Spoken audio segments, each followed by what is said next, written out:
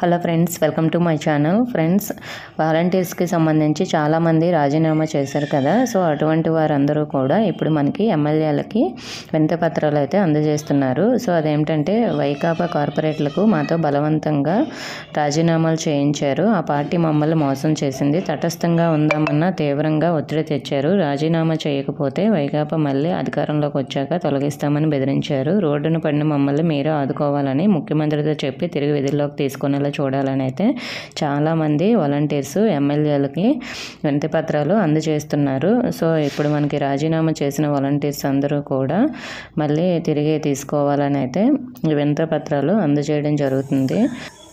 So రాజీనామా చేయాలి, లేదంటే మేము మళ్ళీ గెలిస్తే ఎమ్మెల్యేగా వచ్చిన తర్వాత మిమ్మల్ని అధికారంలోంచి తొలగిస్తామని బలవంతంగా అయితే మా చేత రాజీనామా చేయించారని చాలామంది వాలంటీర్స్ అయితే ఇలా మనకి వాపోతున్నారు. సో దీనికి సంబంధించి కూడా వాళ్ళు వినతి పత్రాలు అందజేస్తున్నారు మళ్ళీ తీసుకోవాలని. సో మీరు కూడా ట్రై చేయండి, ఇలా మీ ఎమ్మెల్యేకి వినతి పత్రాలు అందజేయండి.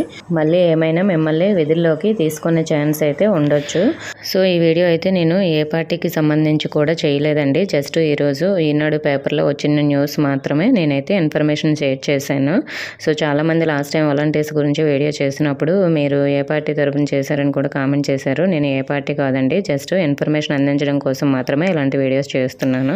ఓకే ఫ్రెండ్స్, మీరు కూడా ఈ విధంగా రాజీనామా చేసి ఉంటే కింద కామెంట్ చేయండి. ఇన్ఫర్మేషన్ ఇస్తే వీడియోని లైక్ చేసి మీ ఫ్రెండ్స్కి కూడా షేర్ చేయండి. Thank you for watching.